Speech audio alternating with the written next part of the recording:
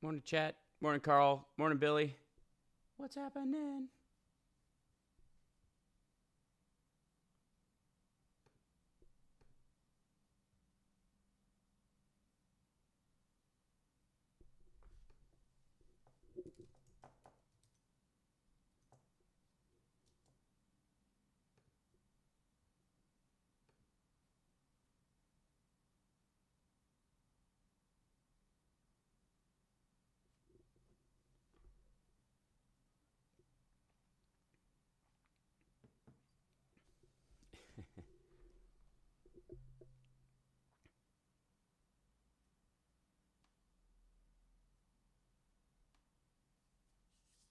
What's happening, chat room? Hi, how you guys doing? Let's see if I can move my mic to a more advantageous position without totally knocking over all my precarious wires that exist on this side. Yeesh. The spaghetti involved in this show. Morning, Hoss. How you doing, man?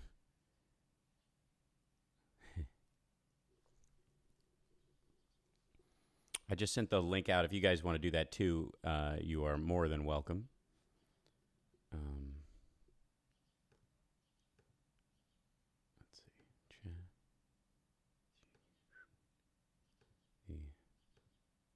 Does the just so I'm curious for you guys watching? Does your watch page allow you to pop the chat out?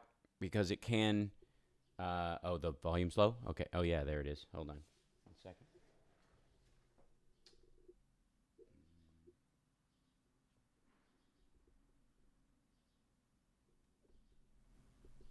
A little better? Is that a little better? How's that? Sound-wise? I'm also not speaking directly onto the mic. I wasn't at that moment, but I am now. And it will get louder as we begin to potty. All right. I was just asking, do you guys see in the chat room, can you guys pop out the chat? Cool. I know I could do it in here, but I could not, I haven't been on the receiving end of some of these things, so. Good morning, Tom. I think that's wise. Lunch with a friend is always good. Hello, Jennifer.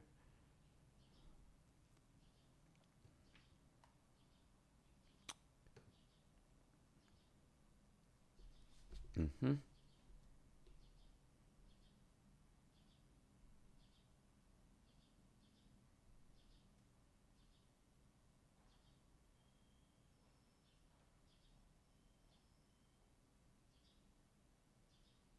$30 seconds. Excellent.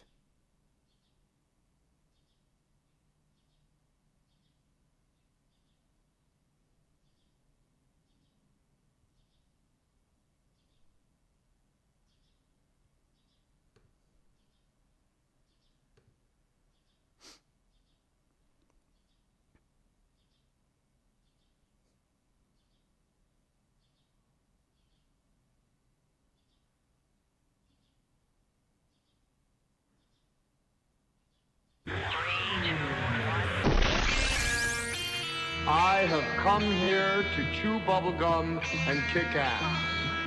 And I'm all out of bubblegum. Things are going to start happening to me now. Live exclusively for WCPT AM and FM in Chicago and streaming worldwide at chicagosprogressivetalk.com. Standing up and speaking out, here's Hal Sparks. All right, you primitive screwheads, listen up. To do the vibes. Well, we will get to the fact that I think the polls point to everyone is expecting to some degree Hillary Clinton to put it away on Tuesday in one form or another. A lot of people are pointing to New Jersey to give her the number of delegates needed. A lot of people are saying that all she needs is even a few in California, and she's ahead there by about 6 points, depending on which poll you're looking at. But oddly enough, this weekend, Puerto Rico's primary is looking to hand her the lion's share of its 60 delegates, which will put her in, which would make the decision early in the day more possible on Tuesday. That being said, we are, of course, welcoming back Johnny Million to the show. Hey. Johnny, how are you? And I'm doing great. Yeah, with a little bit of sad news, obviously with the death of Muhammad Ali last night. Which I swear to you, I just learned when I walked in the studio. I haven't taken in any news today. Yeah. And last night when I was driving home, I just heard that he was in critical condition. Right. It's one of those things. I feel like the death of Prince took us all by surprise because we were unaware of any real health concerns that he had, and certainly any painkiller issues. And so when it happened, it was just a blatant shock. With Muhammad Ali, there's a lot of mixed emotion about it. Because I felt some relief. And I don't know. Yeah, it's an odd feeling. You see this feeling almost in like couples that have been together forever, and one of them has Alzheimer's or debilitating disease. That while they are sad to see that person go, they feel some sense of solace in that they are free of the suffering they went on. And I think around Muhammad Ali, because I found him to be an important human being in my life and on all fronts. I would hold him up. I've been a giant fan since I was a child. That's right. And I would hold him up with the great civil rights leaders of all times, simply on the power of his personality.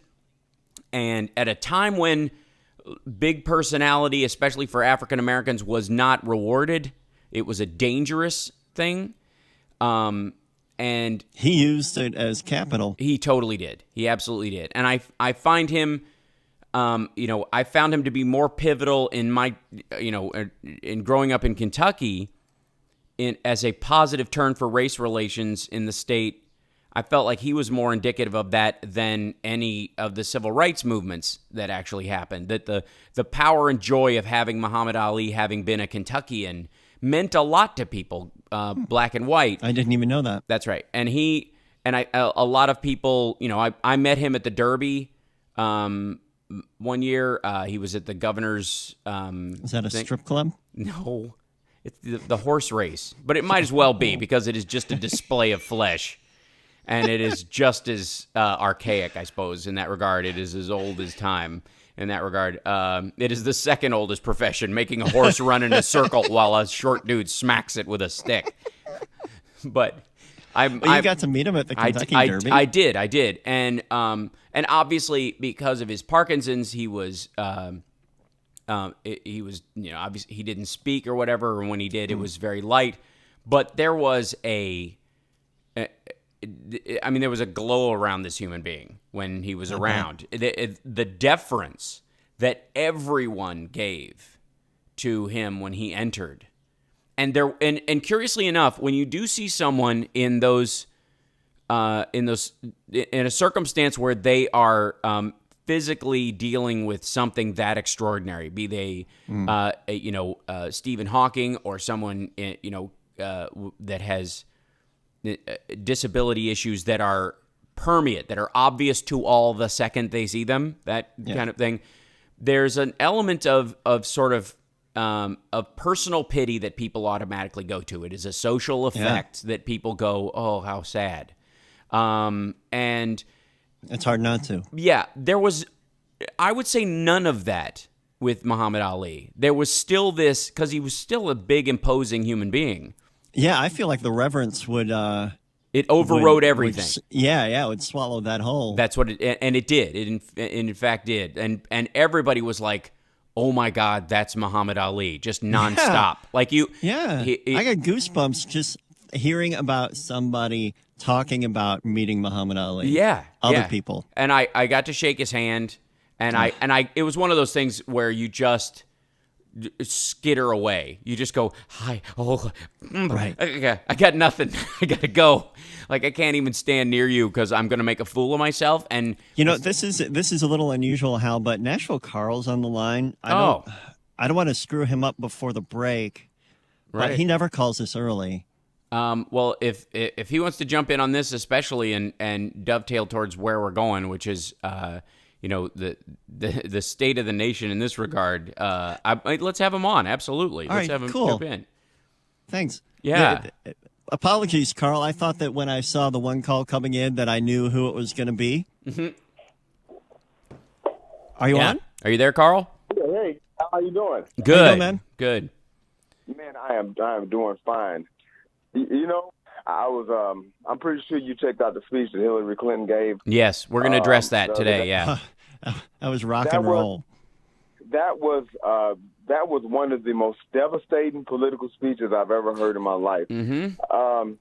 You know, talk about defying your opponent.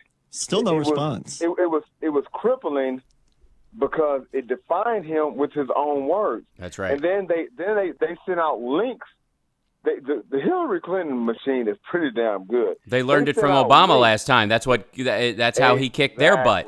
And they learned the hard way, but they did learn. And they got so many more go-tos than 47%. That's right. Right. They sent out links to each one of the quotes that he said that she exactly. used It's like, Carl, do you remember when Bush won his first term and the Onion posted the article, "Our nightmare of peace and prosperity is over"? Yeah.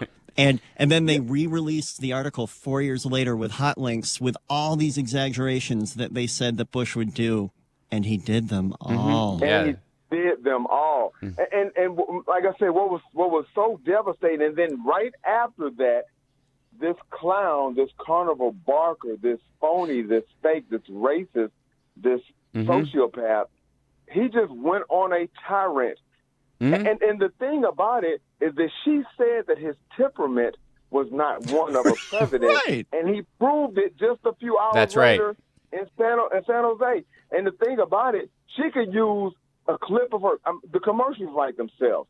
She can use a clip of herself doing that speech, and then go right to the clip of him, his reaction, imploding on doing that speech that he did later on that night. And then on top of that, with the calling the judge in the civil case Mexican, and the guy was born in Indiana just because he has a Mexican Hispanic sounding name. Oh yeah, you just made racial assumptions. It is the gift to keep going. And I will, you know what? You all may have to put the record. I'm going to give you a second to put the record button on. I do have to agree with Donald Trump on one thing. The media are some devious bastards. Let me explain. They said that they knew all this Oppo research about this guy. The media treated this guy with kid gloves all the way through the Republican nomination because they wanted this clown to be there in the end. And as soon as he got there, they started kneecapping him. Yep. And he's standing around wondering, wait a minute, I thought you were my friend. And that kind of reminded me of the old story when the snake bit the frog and said, I was a snake when you let me get on your back. Right. Or the scorpion on the fox. Kneecapping him on all the stuff they could have been doing during the primary, but they didn't want that. They wanted this clown to be there. How do you sell more Viagra and Imodium AD ads if unless you've got somebody like Trump drawing eyeballs to your 24-hour regurgitation process? I've always said that weird intestinal medicine for if you're addicted to opiates, it helps you go. Exactly. Yeah. I mean, so all those different medicine commercials, they fill those times with those eyeballs with Donald Trump, and now they're kneecapping him, and he's wondering why. Hillary Clinton has an immune system to this thing because they've been kneecapping her. They've been kneecapping her for 8 years because they knew this was going to happen. That she was going to be the next president. For 20 because they knew arguably 20. Yeah, the thing that they missed about Obama's speech at the Democratic National Convention that teed him up to become president was they were so focused on Hillary is going to be the woman they're going to launch on us after Bush is out of office. That's how they missed it. They literally thought there is no way they're going to try and run a black guy. That's how they missed it. They really did. They were so focused on her from 1994 on 92 maybe. Yeah. I'm going to tell you this too, guys. I'm going to broad brush my ass off. The Republican Party is what they are. They're full of racists because this guy, the clown, the buffoon. You have all these people that's Republically elected and Republican supporters. They're all supporting this guy. He doesn't have any core values Right. that would appeal to evangelicals. Check 2 Corinthians. He doesn't have any kind of core value that would appeal itself to conservatives, that's physically conservative at all. The only thing that appeals to these people is his racist rhetoric. Because if you had any type, I can understand you saying, I'm not going to vote for Hillary. But if you're voting for this guy, guess what, Paul Ryan? You hate America. I will not say that you are un-American, but I will, because I think that undercuts it. I think you hate America. I think you hate what it stands for. I think you hate the Bill of Rights. I think you hate the freedoms that you employ, because you literally want to vote for a guy, even on the base level, who wants to outlaw freedom of speech by expanding the ability to sue people just because you don't like what they're saying about you. Yeah. That's absurd. As any Republican with even a remote libertarian leaning should, it would be flogging themselves before voting. Yeah, but here's the secret. The secret is this: they're all with him. They have always been with them. Think about it. Only about 5 elected senators and House of Representatives has come out and said they're against this guy. Everybody else has waffled, this, that, and the other. I'm not going to support him, so I'm going to vote for him. No, they're already so the American public can't be fooled by these guys. Nope. They're with Donald Trump. Yeah. His racist rhetoric is right up their alley. He just says it a little louder and a little they're a little covert. Well, they envy him. Really out there with it. They envy him the same way they watch Duck Dynasty and say, I wish I could say all that bigoted nonsense and nobody gave me any crap because I was surrounded by a camouflaged echo chamber all the time. We got to take a break, Carl. Thanks for calling in early on us. And we will good talking to you, Carl. Yeah, absolutely. We're going to talk a little bit more about Muhammad Ali when we come back, but we're also going to get into the best lines of Hillary Clinton's takedown of Donald Trump and what that means for the Tuesday primary in California and New Jersey. Timing. Yeah, absolutely. We'll be back.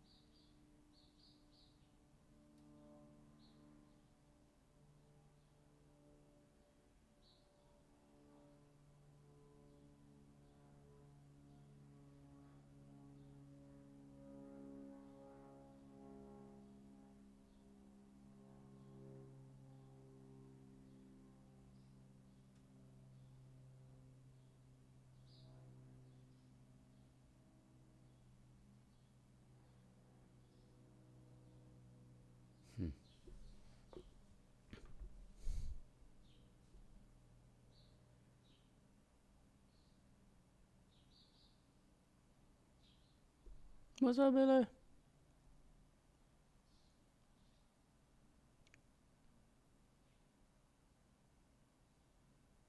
Yeah, I had my week is, for all practical purposes, kind of sucked, folks. I'm not gonna lie. Just and not because of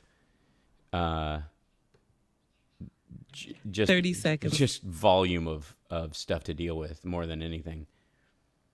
So I've been a little soft on social media the last 2 weeks and dealing with some stuff, but we're rounding a corner, which is really good.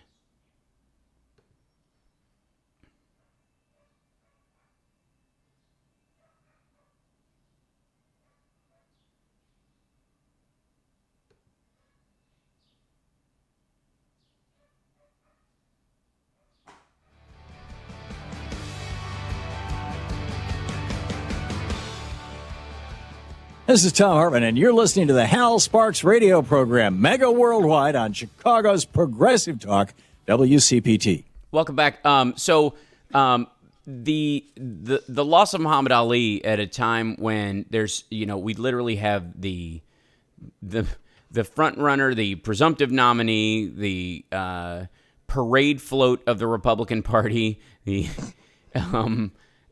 Donald Trump, honestly, and backing up suggestions that we should ban all Muslims. And we're reminded that one of our greatest Americans was a Muslim and a faithful Muslim and a non-violent Muslim, a man who chose because of his Muslim faith not to kill other people in Vietnam. And in that classic Carlin bit, which if you haven't heard it is worth a revisit. The idea that he was going, Muhammad Ali had a strange job beating people up. And the government said, we want you to go kill people. And he said, I don't want to kill, I'll beat him up, but I don't want to kill him. They said, well, we won't let you beat him up if you don't kill him. And he said, well, I guess I won't get to beat him up. And so he fought under Cassius Clay, because of Malcolm X. He changed his name for a short period to Cassius X.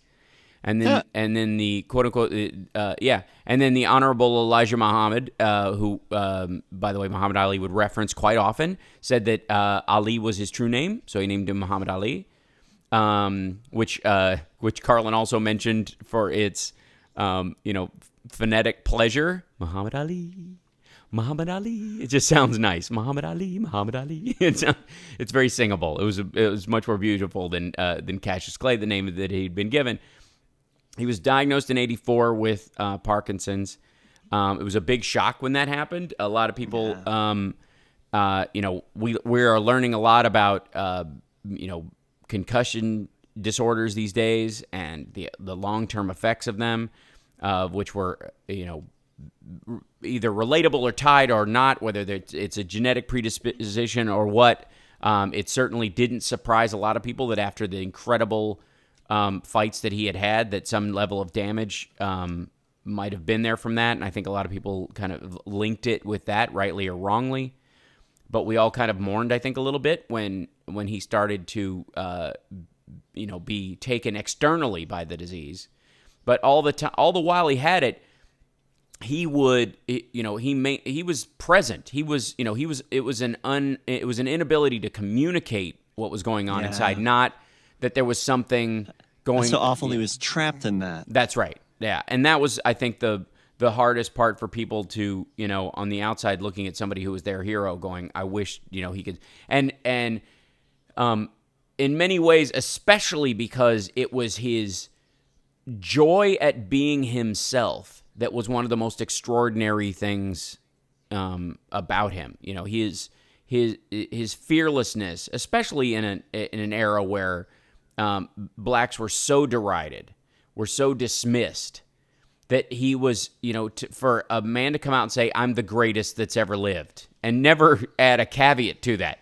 Not the greatest boxer, not the greatest man, not the greatest black man, not the greatest Muslim, not the greatest formerly named Cassius Clay guy from Kentucky, the greatest, period, end of conversation. I mean, he did handcuff Lightning and throw Thunder in jail. That absolutely. He's so sick. He's so mean he makes medicine sick. Dude. Yeah, he last night, he's so fast. Last night he shut the light off, was in bed before the room got dark. I love that. Yeah. If you haven't seen it, watch the documentary When We Were Kings. Oh, When We Were Kings is beautiful and amazing. Like when Muhammad Ali was in the army, he took an IQ test and they said his IQ was 78, which which I would totally dismiss. That's one of those things where when they go, I think those old IQ tests were kind of racist and leaned towards white people and white education. And you go, yeah, I think so, because it was just incredibly, he was articulate and smart and sly and that dude's like 140 if he's anything. Totally. Absolutely clever. And his ability in the ring to operate what was effectively a psychological psych op in that ring. against George Foreman in the Rumble in the Jungle. If you watch that, it is harrowing. He breaks him spiritually. He does. He breaks Foreman spiritually. And Foreman went into a depression for like 12 years and became a different human being. Different it was guy. like Muhammad Ali beat him into an eggshell and he hatched as another human being. Yeah, he was not friendly Foreman grill guy. No, he was pretty the awful monster. Yeah, and they obviously played that part up, and he was fairly quiet in some ways, and he probably who he is has always been there a little bit, but he wasn't allowed to be it because he was his life was predicated on being a monster. That as a boxer, that happens a lot, and just like to some degree, Mike Tyson is becoming cute as he does his tour around telling stories and whatnot. I think Foreman had that seed in him as well, but it was absolutely Muhammad Ali who beat it into the ground and watered it. You know what I mean? It was. He really did, because Foreman gets a little sick of like answering all the questions about it, because he had just destroyed people up to his title shot. Like he embarrassed people, he ruined people, and he was the Mike Tyson of his age, and everybody was afraid to go any more than a couple of rounds with him. You were just kind of doomed. It was Rocky 3. He'll kill you, Rocky. That's right. He'll kill you. You won't last 3 rounds with him. Right. Yeah. And that's what everybody said. And by the way, the rope-a-dope, which we all take for granted, we use as a term in political discourse. Muhammad Guess where it came from. That's right. Muhammad Ali using it against George Foreman, and an incredible lesson in not. In the ability to win through non-frontal assault, the shock and awe concept. We have a very macho idea of what it means to win. He wasn't just taking punches; he was rolling with every single shot. That's right. It's again. People have to watch that if they haven't already, and if they have, rewatch it. It is extraordinary. And so, what's that guy's name? George Plimpton. The guy who did the commentary? Yeah. Yeah, he's like a huge boxing fan. He's a writer. He makes boxing description sound Shakespearean. That's right. Yeah. And he's all through that movie. And then, literally, they're fighting in Africa. He wins, and it rains. I forgot about that. The sky broke open. Holy moly! That so much, is exemplary of the impact of Muhammad Ali. Wow. It's one of those things where you start watching all those things about. I think we all live in an illusion or a matrix or a video game or something like that, and that's one of the clues. You go, I think that's true. When stuff like that happens, it's a big clue that something else is going on. Something else is going on. But there's some force on the outside going, all right, we need to make people notice this right here, right now. Yeah, where's my watering can? That's right. Pay attention. Yeah. And I will say, and we got to take a break, and then when we come back, we're going to talk about Hillary Clinton's rope-a-dope and how she is actually bringing the hard fight to Trump, and to some degree, to Sanders in a lighter way. It's interesting how she has pivoted. And extraordinary, I think. It's an interest, it's worth paying attention to in terms of her abilities as what she would do as president. This is indicative. How she's doing this is indicative of how she would operate, and I think it's worth looking at. But that Muhammad Ali... We have 3 calls. Oh, I don't doubt it. But we'll take a break. We'll come back. We'll take some calls, and we'll get into that. Just extraordinary. So with the passing of Muhammad Ali, there is no amount of reverence that's enough. He was an extraordinary human being, and one of the most important Muslims in my lifetime that I know of. And so we'll be back.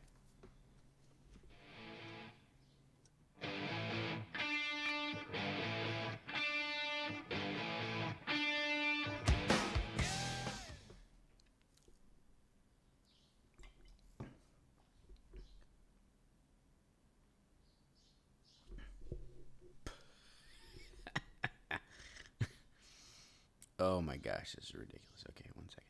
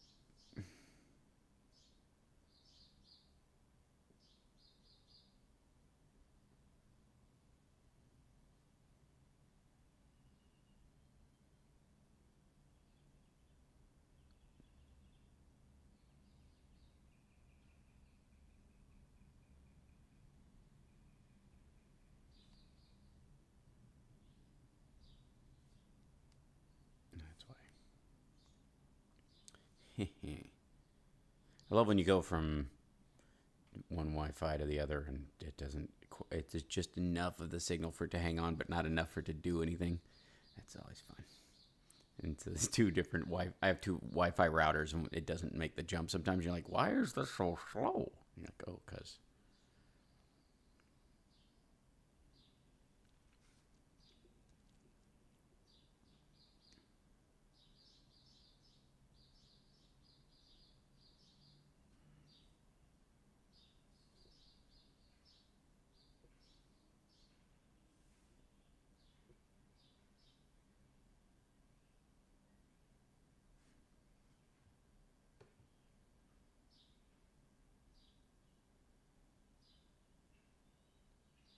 Yes, Julie, I think you can learn German very quickly.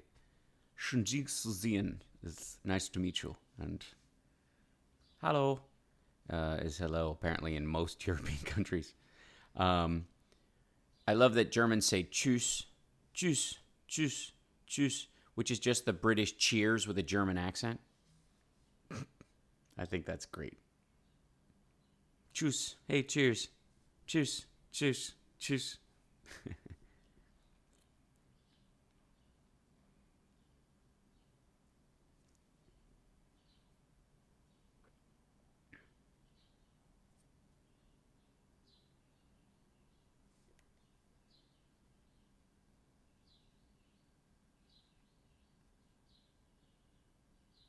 30 seconds. Excellent.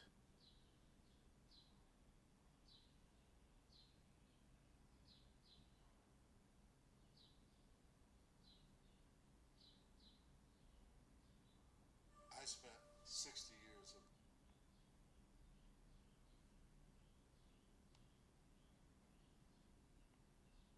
one of the things she said was, this is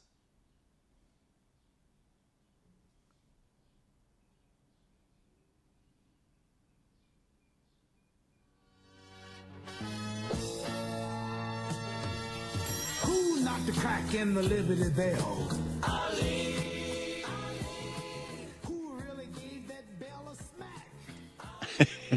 Now back to the Hal Sparks radio program, Mega Worldwide, 773-763-9278. Who actually pre-recorded the Super Bowl Shuffle before it was a possibility? Exactly. That's right. That's where they got the idea.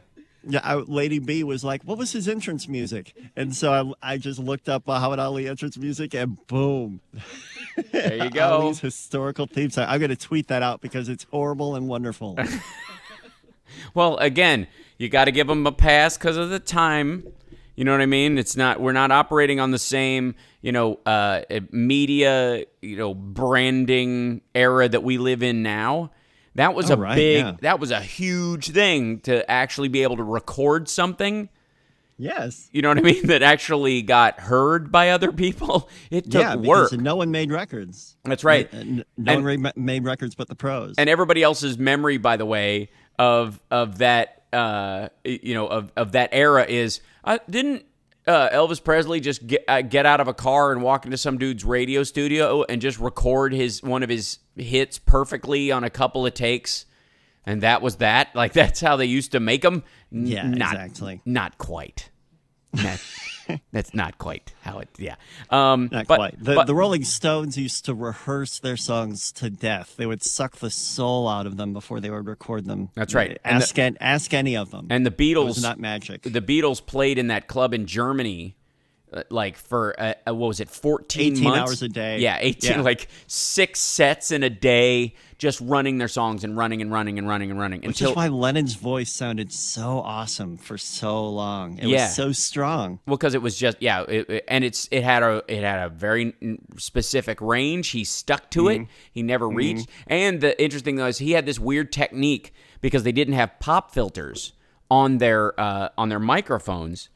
And so he would wave his hands in front of his face when he would do a P or an S to keep the sibilant. Yeah. And so it looked like when he was sang in the studio, it looked like there was a B in there with him. Like his hands would go like anytime there was a D, a P, or a S, to keep the sibilants from ruining the recording, he would wave his hand right in front of his mouth right when the letter came out. And so if the you song just reminded me of something we used to do in high school. Do you remember that? Yes, I do. That's so weird. And it's still weird, which is I love about it. All right, so let's take some calls. But by the way, you said that Trump did not respond to or whatever. He did respond with a tweet that said, "Nothing she said about me was true, dishonest!" Exclamation point. And then she trolled the hell out of him with a follow-up tweet that just said, "Literally everything I said came right from your mouth. Here are the clips." And she sent him, "Here, read this while you're in bed in your silk pajamas eating Domino's pizza or whatever you order." Here, and then this is from his interview with Jake Tapper. Hold on. The thing she said was, "This is not someone who should have the nuclear codes. It's not hard to imagine Donald Trump leading us into war because someone got under his very thin skin." What's your response to that? Well, first of all, I don't have thin skin. I have very strong, very thick skin. And when somebody's right about me, I always... I have very strong, very thick skin. I have a very good brain. Yes, right. I have a great brain. It does all the right things, and it tells my mouth what to say, and I have a good mouth.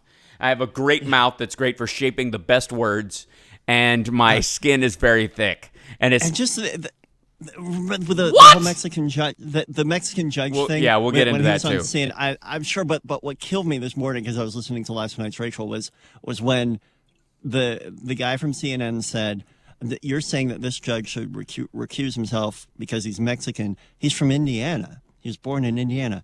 Well, he loves his heritage, and I'm building a wall between here and Mexico. So then the CNN guy goes, "So you're saying because of his race he can't do his job?" That's the definition of racism. Right. It's like, no, he loves his heritage. Like he can't hear himself. No. He might have some medical condition where he can't hear things that come out of his face. Yeah. I completely He's like, "That's not what I said. I said something else completely." My ears, which don't belong on my head, told me something different. Let's grab some calls so we can get into this, and we'll get into Hillary's actual Well, let's start with the Ali call on line 2. Okay, great. We've got George from Oak Lawn. Hey, thanks for taking my call, fellas. Of course. I have to admit feeling heaviness of heart and a lot of emptiness because the champ is gone. Mm-hmm. Right on. I always felt it was important that even with his limitations that he was still out there. Yes. Doing all the wonderful things that he did, and the fact that he was in the world meant something. So I agree. But we should still celebrate his life. It was one hell of a great life. Oh man! And he answered fan mail nearly every single day.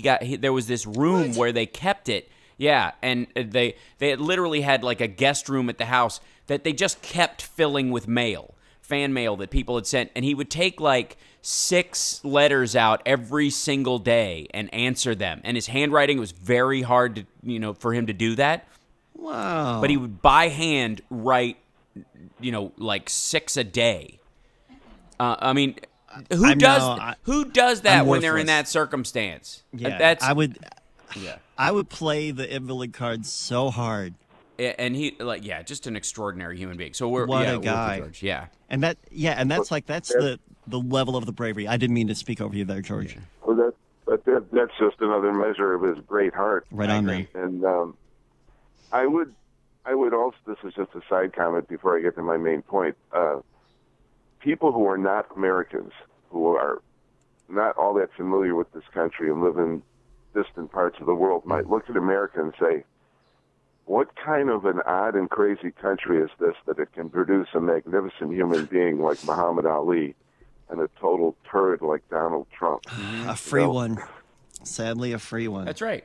Yeah. But anyway, I heard some very interesting things on the coverage last night after the champ died, and it led to the mechanism that got him in trouble with the courts and the law.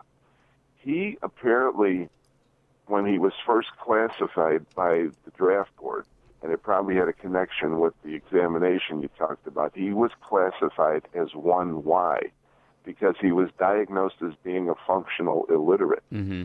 And I'm just wondering if he may have had undiagnosed attention deficit disorder or dyslexia syndrome or dyslexia, and because he grew up in the Jim Crow South with the third-rate schools black kids Yeah. had to go to. He never got the kind of attention and care that he needed.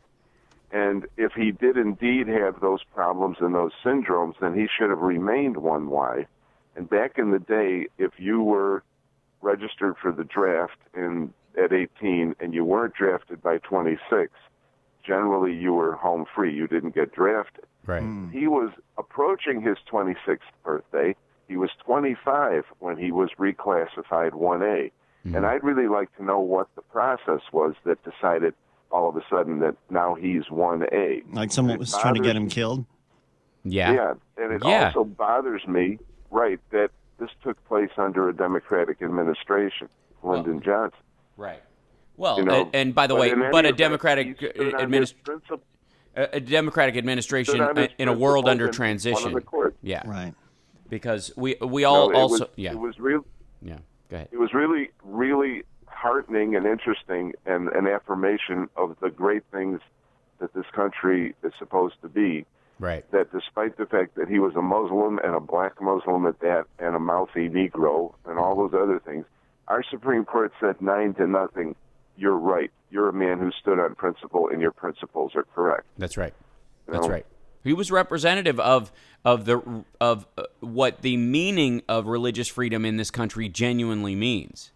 You know, that it is when it is used especially as an act of I will not kill someone else because you want to make me because of my religious beliefs. I think that's one of the most sound expressions you can have of that belief.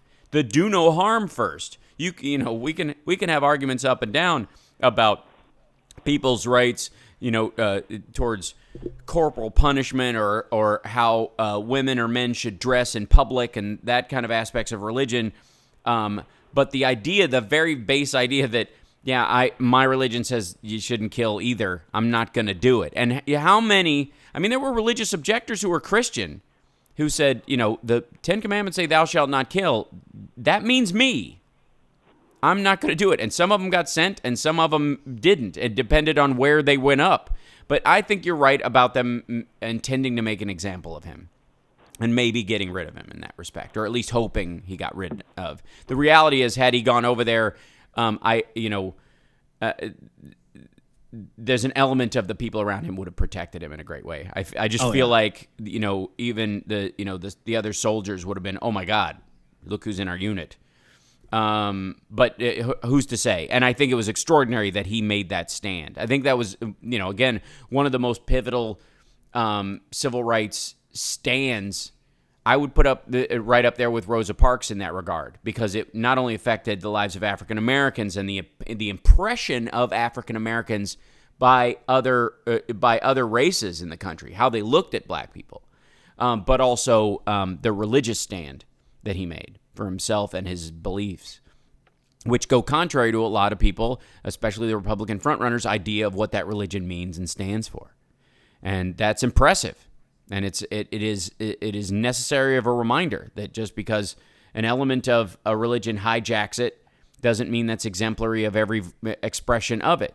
In the same way that Torquemada is not indicative of Catholicism, that the Spanish Inquisition is not how you gauge most Catholics these days. But it certainly was at one point. It certainly was the indicative behavior of the entire Catholic Church. At one point. We'll be back with more of your calls. 773-763-9278.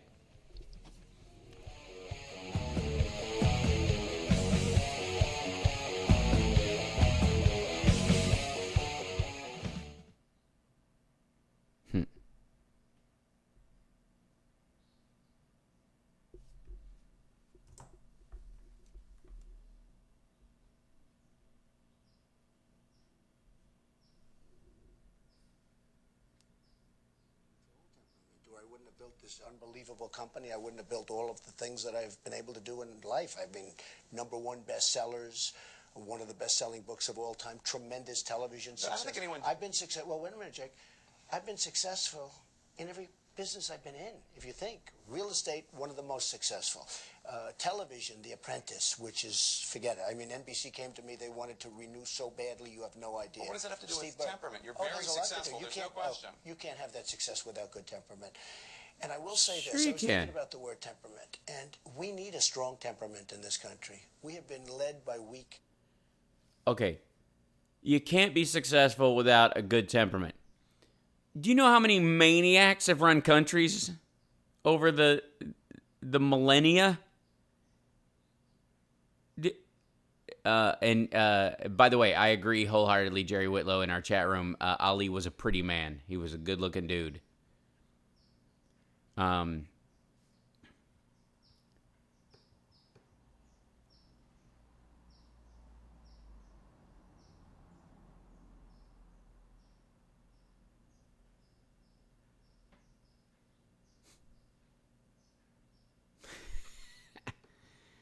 Trump is self-deprecating. He's more like self-defecating. He poops his pants at the first sign of trouble. Holy smokes. I have very strong skin. I've got the strongest skin. I've got, here, feel this skin. Feel it. Feel my skin.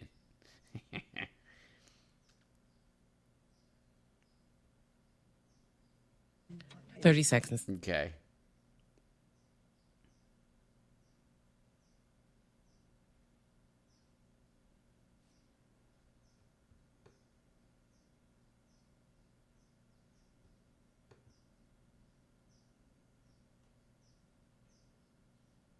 We want to take you into a kind of secret society, a hidden edge discovered by some... Whoa. Sorry.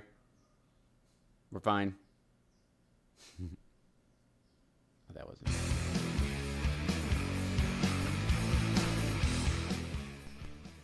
Now back to the Hal Sparks radio program, Mega Worldwide, 773-763-9278. Okay, Johnny Million, before we continue with our phone calls, I was listening further to the Jake Tapper quote that I was playing for you before about how thick Donald Trump's skin is. And he said something that I think is amazing on a bunch of fronts, and I'll explain why. So let me play it for you, and then I'll tell you. Here you go. Okay. #1 bestsellers. One of the best-selling books of all time. Tremendous television success. I don't think anyone... I've been successful. Well, wait a minute, Jake. I've been successful in every business I've been in. If you think real estate, casinos, successful. Television, The Apprentice, which is forget it. I mean, NBC came to me. They wanted to renew so badly. You have no idea. Well, what does that have to do with Burton. temperament? You're Oh, very there's a lot to do. successful. You There's no can't- question. you can't have that success without good temperament.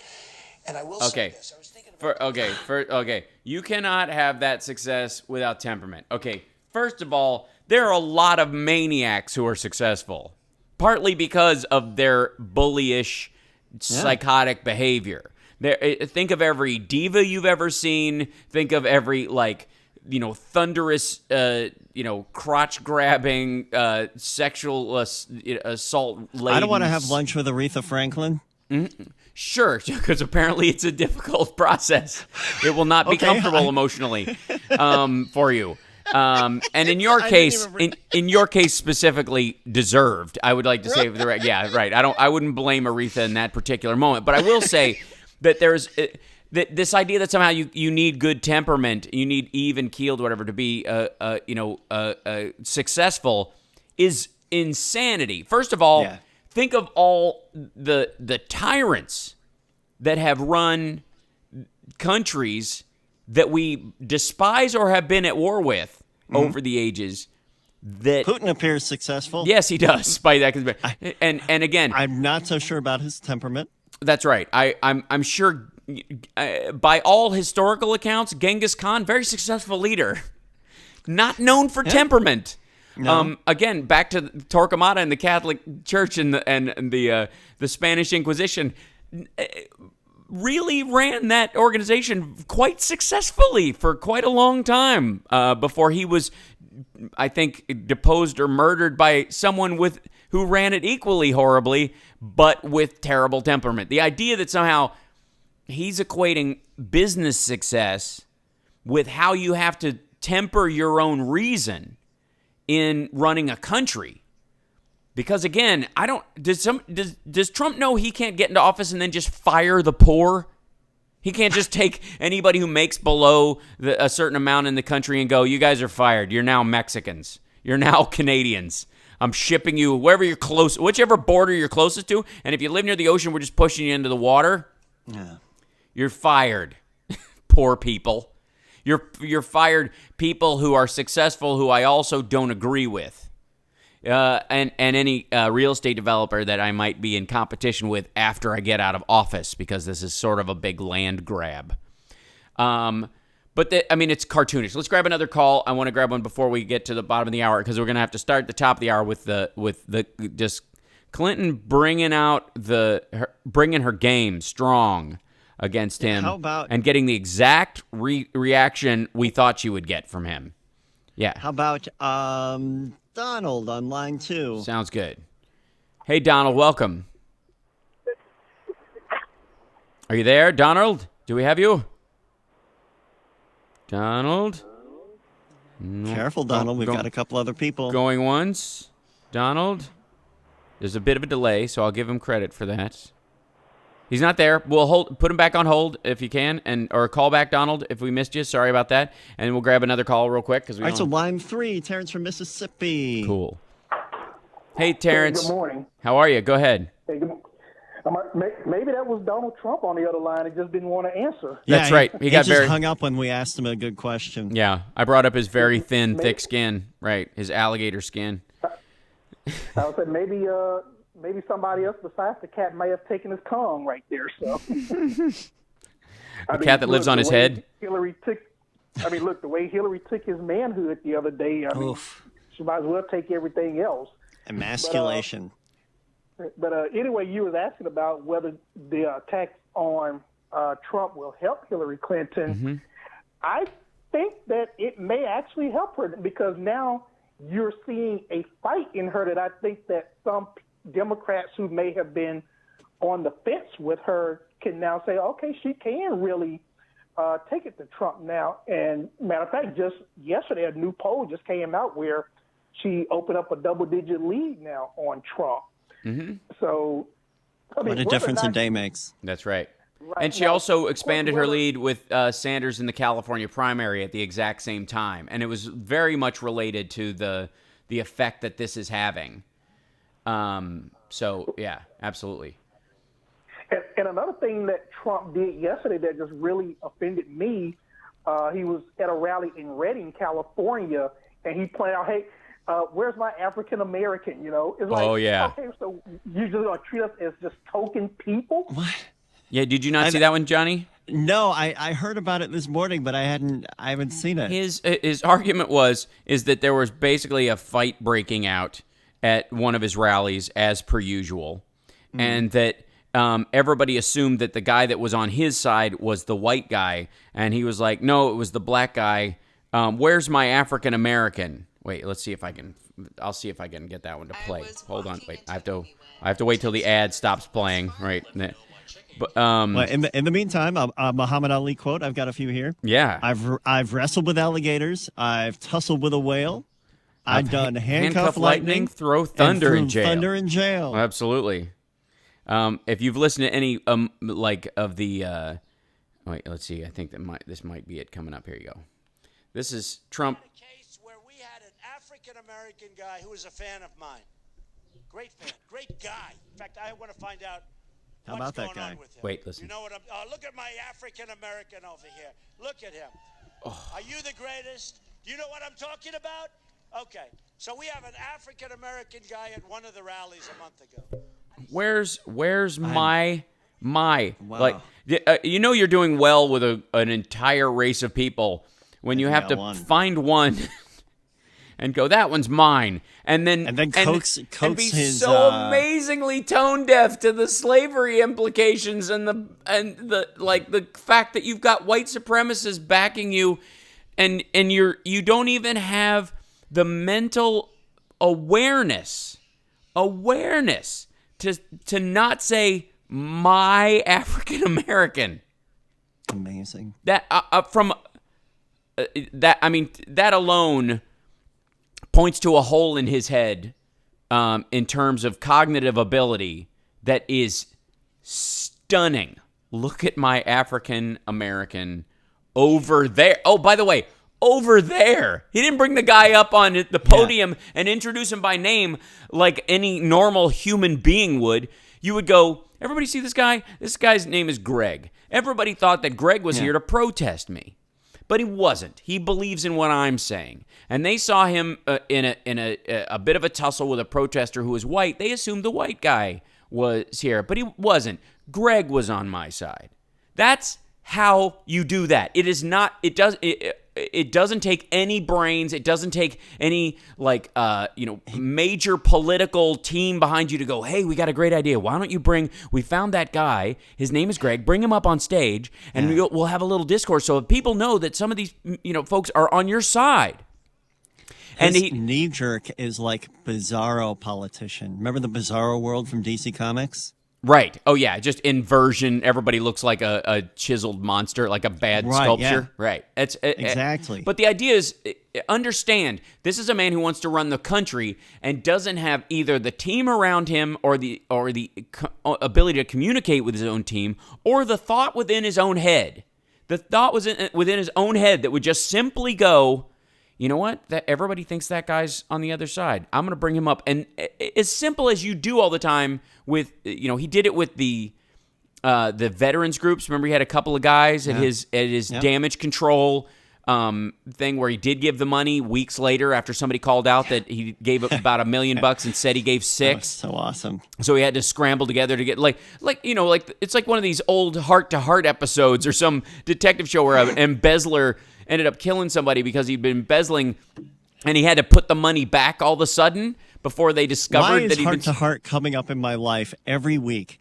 Really? I talk about Heart to Heart with somebody, or it's referenced. My wife and I looked up Robert Wagner the other day. Who's great in the Austin Powers movie. Amazing in the Austin Powers movies, and looks darn good with Natalie Wood on his arm. That's right. Holy guacamole. 1964 Robert Wagner, you young hipsters. You'll get it. You'll understand. That's your palate. Absolutely. We'll be back, and we're going to get into how the new and improved Hillary Clinton, or the old one, gets to come back. We'll have to decide. If you even dream of beating me, you better wake up and apologize. Muhammad Ali. Right. We'll be back. It's the Houseparks Radio program, Mega Worldwide.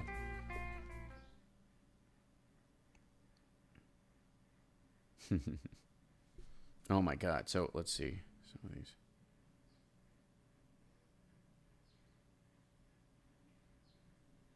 I spent 60 years of my life with the heavyweight champion. Everywhere he went, everybody wanted to touch him and talk to him. While the president of the United States or the president of Russia was trying to get his... There's no risk of people losing their lives if you blow up a golf course deal. But it doesn't work like that in world affairs.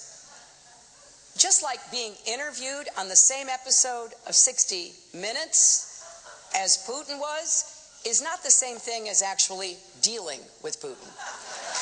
So the stakes in global statecraft are infinitely higher and more complex than in the world of luxury hotels.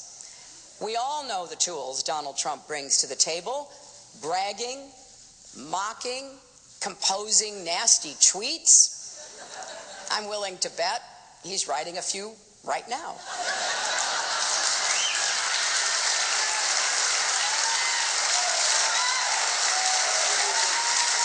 But those tools won't do the trick.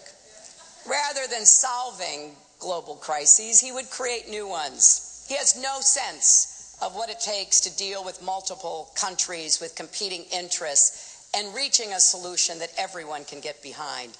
In fact, he is downright contemptuous of that work. And that means he's much more likely to end up leading us into conflict. I have the thickest skin. Oh, what a dunce. All right. Let's see what. And then, his crooked Hillary has got to be hit. All right. The baseline nonsense.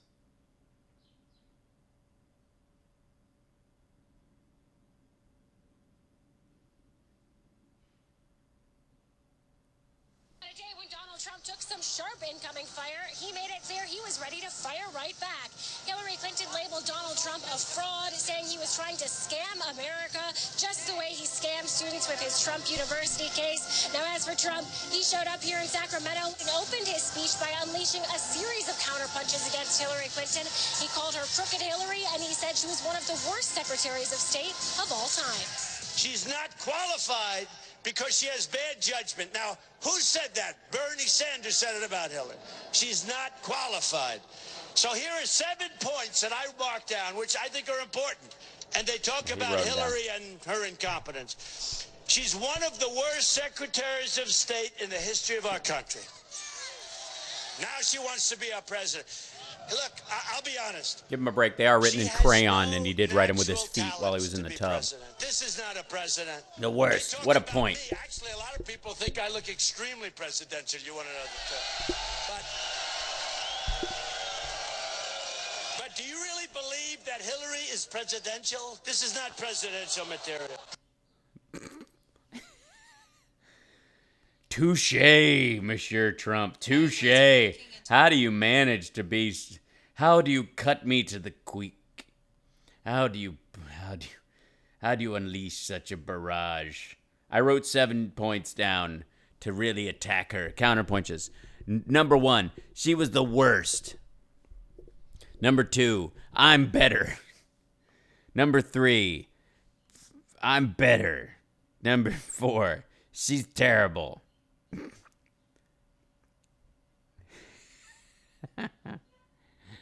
Oh, what?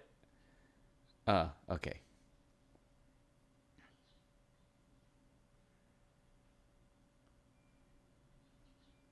We have 1 minute, and sorry for cutting you off. No, that's okay. No worries.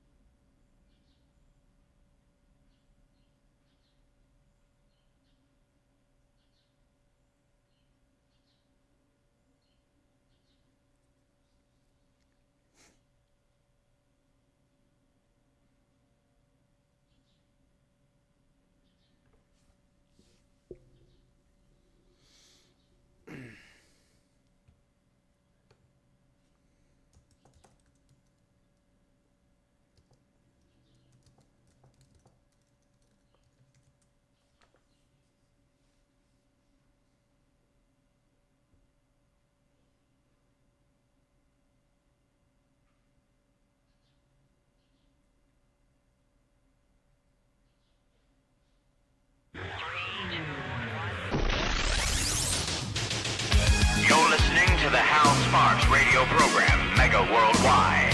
I've had people walk out of me before, but not when I was being so charming. Video streaming at halsparks.com. I don't care for you if the putrid sludge you're troweling out. Damn puss-faced little pimp stick. True progressive talk. Might be a good time for you guys to give up. Welcome back. So, Hillary Clinton cut loose on Donald Trump in what was actually sort of purported to be a foreign policy speech. And in many ways, the only element that made it a foreign policy speech is how damaging Donald Trump would be to our position on the globe. Yep. And there are a couple of points that he says so much stuff. Do you ever forget that he actually said part of it, and you're like, oh yeah, that too? I took a quiz online. Who said it? Donald Trump or the mom from Arrested Development? And I got 50%. Oh no. Yeah. Well, she brought up one point, which there's a bunch of these, and we'll go through them. First she's like, these are some of them were just calling him on the carpet directly, which was like Donald Trump's ideas aren't just different; they are dangerously incoherent. They're not even really ideas, just a series of bizarre rants, personal feuds, and outright lies. Huh? Yep. He's not just unprepared. He's temperamentally unfit to hold an office that requires knowledge, stability, and immense responsibility. This is not someone who should ever have the nuclear codes, because it's not hard to imagine Donald Trump leading us into war just because somebody got under his very thin skin, which of course led it to his response was, excuse me, I have very thick skin. It's very thick. It's very tough. Incredibly thick skin. But this is leathery. why that and then immediately, by the way, getting defensive and going off on a rant about why it irritates him and why he's good, which proved he had thin skin, which was one of the best moments of that whole. He doesn't see it. He doesn't. He can't hear what's coming out of his mouth. Yeah, we can't. Let's see. We cannot put the safety of our children and grandchildren in Donald Trump's hands. We cannot let him roll the dice with America. A reference to, I guess, his failed casino bids.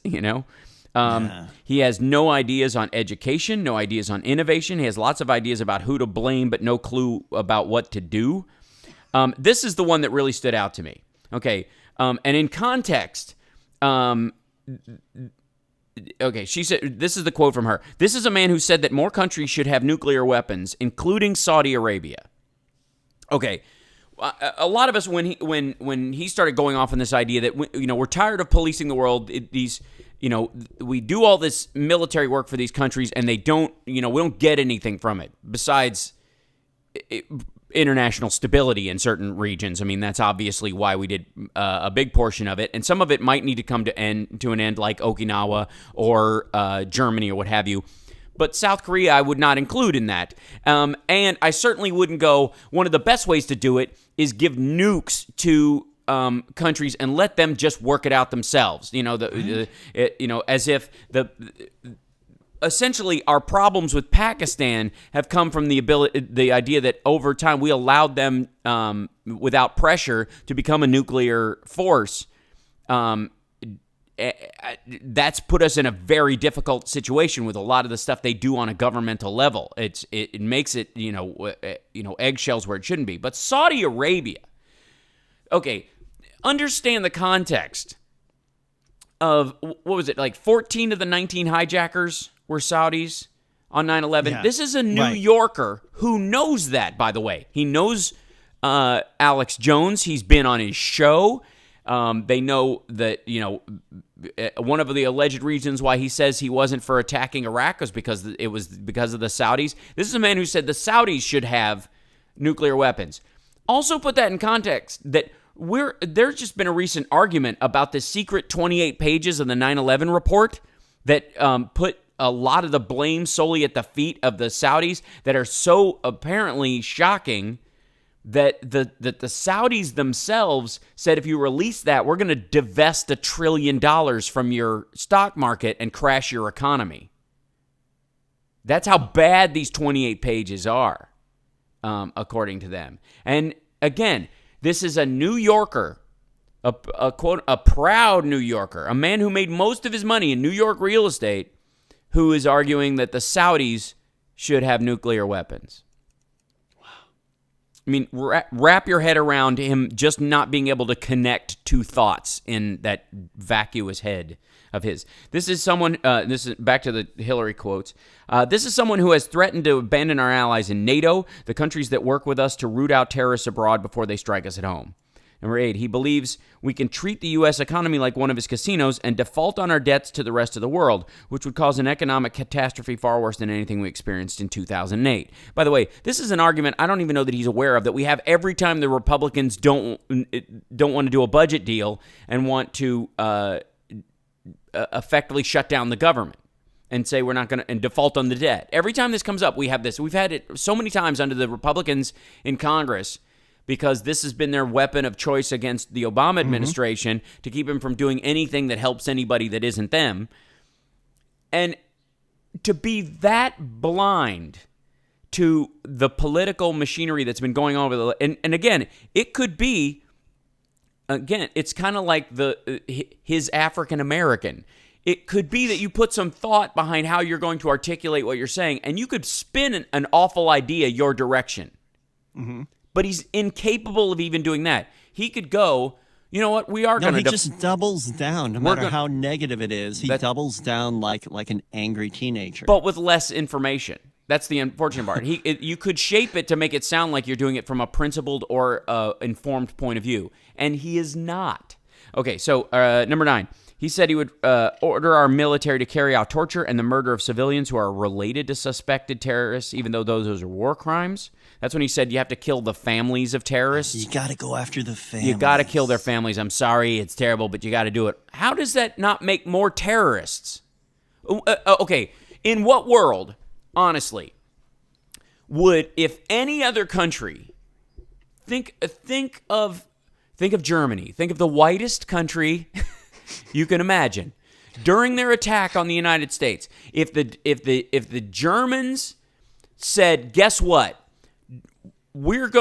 Any soldier we kill on the battlefield, we're going to find out who their family is in the States, and we're going to kill them. We're going to find a way to sneak into the country and murder their wives and their children. Oh, well, then we just stand down immediately. Yeah, as an American, wouldn't you just go, oh, well, gosh, Germans are scary? No, you'd go, how many bombs can I strap to myself? These people need to be stopped. Right, yeah, these people need to be stopped. That is exactly it. These people, on behalf of all the people in the world, like right now, honestly, I would think of any redneck and go to that redneck who supposedly supports Donald Trump and go, they need to be stopped. Oh, sorry. Right, no. Go to rednecks. No, go to somebody who would purport themselves to be a Donald Trump supporter, purports themselves to believe in this idea or support him on these things, and go, if a Muslim leader said, if we find a soldier from the United States and their family is traveling anywhere nearby where we can find them, we will kill them too. Honestly, say that to any standard, what you would believe to be white, non-college educated, NASCAR fan, Trump fan, straight up, and just say, what would you say if I told you that a leader of a Muslim country, a country that we're at war with, said, if we kill a soldier, we're going to take down that soldier's name and we're going to kill their family too? You would go, we need to nuke them immediately. There is no stopping. You would that is the response you would get from the very people who say they support Donald Trump. And then you actually think you're going to stop terrorism by killing the families of people who got radicalized. Many of whom, by the way, go, we're Muslims, we don't know what happened to our son. That their sons that do this, and daughters occasionally, that do this, they view like we view our school shooters. ISIS is largely a giant organization of school shooters. They are angry at the world, dissociative disorder, antisocial, hyper-focused, meets ADD, many times drug addicted because they put them on these like speed regimens once they join that amps that even up further. And the families are like, yeah, we were kind of the Methodist version of Muslim, and then he started going online and wanting to kill people just like Planned Parenthood shooters or some kid who decides the world is against him and he's going to go kill a bunch of kids at school. They are the same people. Yep. But you don't make fewer of them by killing their family. What you do is those ones that are on the fence that would be radicalized go, now I have a good reason. Now people think I'm a hero for doing this. So let's take a break. When we come back, more of Hillary Clinton's genuine pivot to the general, largely because of Puerto Rico this weekend and the upcoming Tuesday primary, where even if she loses in all of them, will still have enough delegates awarded to her to win, not on superdelegates, but on actual delegates, period. She will win enough delegates this Tuesday to put her over the top. She will not need her superdelegates to make the case that she should be the Democratic frontrunner and the nominee. But we'll talk more about that and her attacks on Donald Trump and why they're and the we've timing. Got 5 calls. Oh, great. We'll take your calls too. 773-763-9278. It's the Hal Sparks Radio program, mega worldwide. Follow at JMillion and at Hal Sparks and use the hashtag HSRPM if you want to join us there. And of course, join us in the chat on YouTube and sign up and subscribe and like. Yeah, there you go. I did it all. I did it. I'm good at it. I'm getting better at it. Here we go.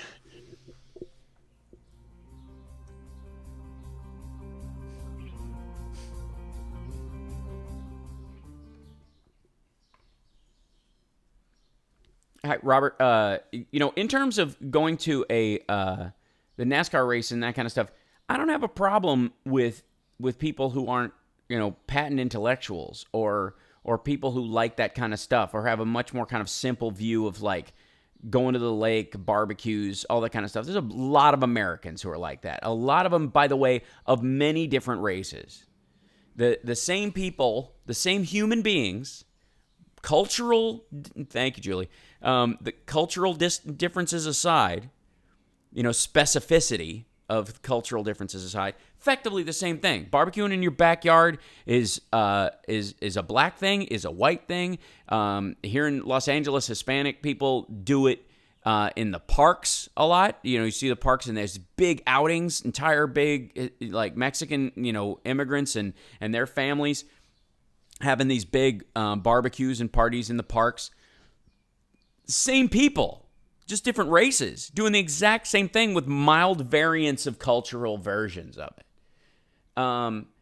And there's not that much difference after 2 or 3 decades of being in this country. You see a lot of Hispanic people going to these NASCAR races, and a lot of quite frankly, I think you see like black people go to more of them in like places like Indianapolis and stuff like that. You don't see them in the Florida Peninsula and that kind of stuff because it's a super white area and it's seen as that, but it isn't seen as that in the rest of the country necessarily. And over time, if you can sort of defocus your eyes about the entire thing and not be so color focused, the same human beings like similar stuff. Same, raised in similar family structures, right? Sort of birthright brains, like how they were brought up in their families, what's from whether corporal punishment is used or not used, whether reading is focused on or not reading focused on. There are people of all those different groups that overlap, quite a bit. And I'm for it, man. It's like sporting events. I don't go, but I appreciate that people love to go. And I think they can be a bridge point. Now back to the Hal Sparks radio program, Mega Worldwide, 773-763-9278. If Donald Trump gets his way, they'll be celebrating in the Kremlin. I think we're not a country that cowers behind walls. We lead with purpose, and we prevail. He says that he has foreign policy experience because he ran the Miss Universe pageant in Russia. That's so awesome. And to top it off, he believes America is weak, an embarrassment. He called our military a disaster. He said we are, quote, a third world country. And he's been saying things like that for decades. These are the words of someone who doesn't understand America or the world. If you believe our America is weak, with our military, our values, our capabilities that no other country comes close to matching, then you don't know America, and you certainly don't deserve to lead it. Nice. Boom. What's Trump's ISIS plan? Well, he won't say. He is literally keeping it secret. The secret, of course, is he has no idea how to stop ISIS. He's pulling, as much as he's derided John McCain's military service, he certainly has no problem cribbing from John McCain's campaign techniques, which was, I got a great idea how to solve this. I'll tell you after I become president. Mm-hmm. But just trust me on this. Trust me, because all my other ideas are so good. What the hell? Who thinks that's a good idea to tell you how to... No... All right, never mind. I can't even... There's a school of thought. There's 2 schools of thought. Like, you either want to vote for somebody because you think they would inherently be good at the job. You feel like they've put out the impression that they would make good decisions when under pressure. They got leadership qualities. Even if you're not 100% clear on their policy, you think that they would make decisions under pressure based on reason and real, just grown up ideas. Their reaction ability is based on a principle that runs so deep that it is actually structurally impervious to bad intel. Meaning exactly. Other side. That's, by the way, how Bernie has survived some of this. This is the idea. Yeah. I would say that is the crux of the Bernie campaign. What he may not know about this stuff is that I believe he's such a good person, on principle, that when he's going to make these other decisions he may not know anything about, when you put them in front of him, he'll make the principal decision based on how he believes about other things. And that's, I think, the root of a lot of Bernie supporters' support for him. And it's a good way to approach it. If indeed that person is all those things you purport them to be, if they are capable of that. And the other side of that coin is policy. If people put out policy and they say, this is my stance, this is what I'm proposing to do, and this is what I will do if elected. So if those Here's are like our strategy. 2 different ways. I have contingency those plans. Are 2 different ways. Yep. That to you vet decide somebody. who to vote for. And Trump has neither. Right. He literally has neither. He is reactionary and foolish, easily led. A lot of times he walks up and gives a speech based on what piece of paper he was handed by his campaign people a second before, so he hasn't even read it, which is right out of like the Bill O'Reilly playbook, you know. Talking points tonight. I've never even looked at this teleprompter tonight, but I might misread a word because I can't tell that it's supposed to be followed by another word. So I may say the instead of the because I don't realize what the... Oh, I'm sorry. Scroll ahead. There's an element of... And, you know, by the way, Chris Matthews does this too. Chris Matthews sometimes, oftentimes, doesn't read the copy that's in his thing because that's not his thing. He talks freely is his big thing. So he'll react. You ever see Chris Matthews literally react to what's going on like in the teleprompter, and he'll go, "Oh, that's good." Like he says it. He literally it's amazing to me. Anyways, so you've got Trump in that respect. Did I lose you for a second? Oh, hell. Did I lose you? There was something a little dicey with the connection. It sounded like we're digitally. Oh, that's weird. Oh, He's back. I'm back. I'm good. He's back. Okay. Yeah, you were out for like a minute. Oh. Yeah. Well. Yay. Look at that. I kind of did that digital thing, and then you were out. That's very exciting. Welcome back, buddy. Thank you. I don't know what that was, but you literally have a point where with Sanders, they're basing, a lot of people are basing his lack of knowledge isn't a structural problem because they believe his principled stance would be great. And with Trump, he literally flips out. He will simply react to whatever piece of paper he's just been handed before he walks up, like his 7 points why Hillary sucks that he read out loud. All of which, by the way, he jotted down with somebody on a plane and they just put in memo form so he could read them out loud, And so he's literally holding like this piece of paper going, what is this? And she's crooked. Yeah, she's the worst secretary. I wrote these down myself. She's the worst Secretary of State we've ever had. That's not and by the way, CNN called that a counterpunch. That is not a counterpunch. A counterpunch is, here's why she's the worst one. And not just this just isn't the stuff that you've heard. This is, let me quote Hillary Clinton. Here's a counterpunch, CNN, if you're listening. You counterpunch in a situation when she's read out quotes of his and said, this is why this is nonsense, why this guy would be damaging to the country. You have to go up there and go, oh yeah, well here's a Hillary Clinton quote you might like. That's a counterpunch. Just saying she's awful is infantile. It is toddler behavior. It is literally, she's a baby. I don't like her. I don't want to play with her. She can't touch my toys because she's a baby. Oh, it's awful. Anyway, okay, so it makes me hate people. No, it doesn't. You love people. You love me. I love you. We love Muhammad Ali. You love Lady B. But like for that moment, he just sucks my will to live out of me. No, it'll go away. It'll pass. It's like a gas bubble. It makes, like when you've eaten too much chocolate or whatever, and you have that weird thing where your voice changes because you're like, I have something in my throat. And that is the same thing. It's the same thing, and then it's gone. And it'll be the same thing. I gotta remember that. Historically speaking, it'll be the same thing with Trump. He's going to lose badly, and then we will be, remember that? And we will get to tell a story that we will just laugh and laugh and laugh. One day we will laugh. And sometimes we will start right away. This is one of my favorite ones, by the way. And one of the best ones that she did. She put a lot of, like, really stable, like, we cannot put the lives of our young men and women in uniform in Donald Trump's hands. The stakes in global statecraft are infinitely higher and more complex than in the world of luxury hotels. Like, she did some hitting stuff. But this was the interesting one. This one I thought was great and hits him right where he goes, which is, Donald Trump doesn't know the first thing about Iran or its nuclear program.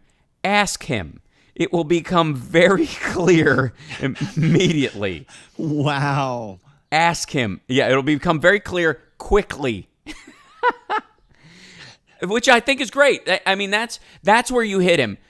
Because quite frankly, everybody's saying, how is she going to do in a debate with him when he's just bluster? And go, why don't you ask Donald Trump about our nuclear triad? Have him explain it to you. How's that work? Explain to us. And but when I'm done with the nuclear triad, you won't believe it. It'll be so beautiful because we don't know what we're doing, and he'll get lost on one of his side rants about how awful and terrible America is right now and how good it needs to be, and why he can say that because he's been successful in sinking a casino in New Jersey. But that is, I think we're really seeing the first genuine foray of what this is Hillary Clinton in the general against Donald Trump. And that's kind of good. This is a great one too. There's no risk of people losing their lives if you blow up a golf course deal, but it doesn't work like that in world affairs. Just like being interviewed on the same episode of 60 Minutes as Putin was not the same as actually dealing with Putin. Right. These are sharp. They are circling the same kind of wagons. If the only thing that kept her from turning this into a White House press corps roasting of him was that some of the things she's talking about economically and in terms of military power and his use of military power are extremely serious and sad as a concept. It is a dangerous concept, of letting him be in control of those kind of circumstances. And bringing that up is terrific. The only thing that kept her from making it funnier, which will, by the way, show up more and more as we get closer, because the mockery aspect is something that he can't handle. That's what the thin-skinned stuff is about, is that he is just not capable of dealing with being, he can dish it out, but he can't take it. That's really it's kind of stunning how badly he is. He responds to that kind of stuff. Mm-hmm. Yeah. So we have 7 calls. Awesome. Well, let's we're right at the break. So as soon as we come back, we'll start taking them. And we'll dig right in. It's the House Sparks Radio program. Yeah, Mega Worldwide on WCPT 820, and you can listen at WCPT820.com too if you're not within earshot of the Chicagoland area, which if you're not is relatively sad because Chicago is awesome. End of story. We'll be back.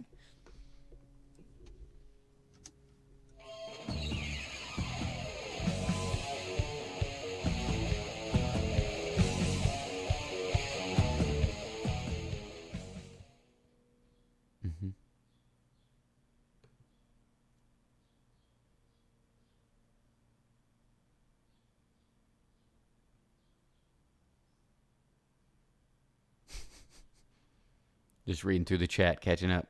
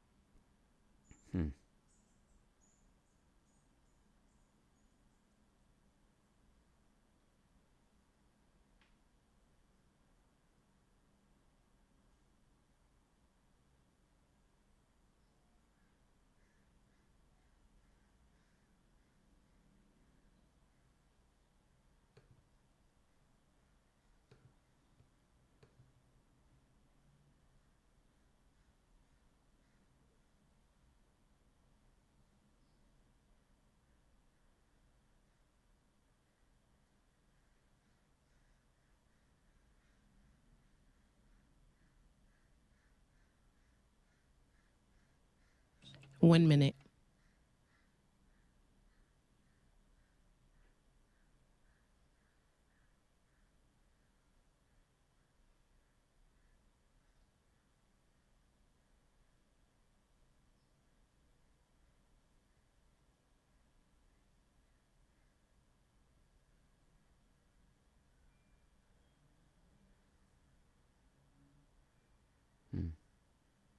I'm reading the president's letter. I just retweeted it.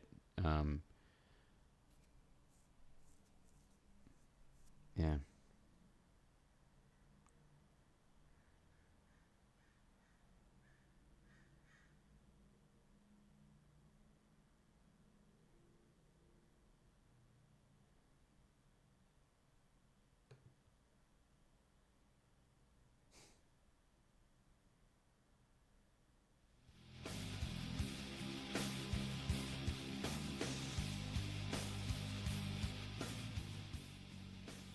Now back to the Hal Sparks radio program, Mega Worldwide, 773-763-9278. Let's take those calls. Lot to talk about today. right. Everybody try and keep it high and tight because there's 7 of them, right? Wow, yeah.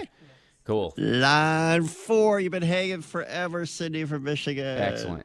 Hi, Hal. Hi. I'm still laughing at him firing all the poor people.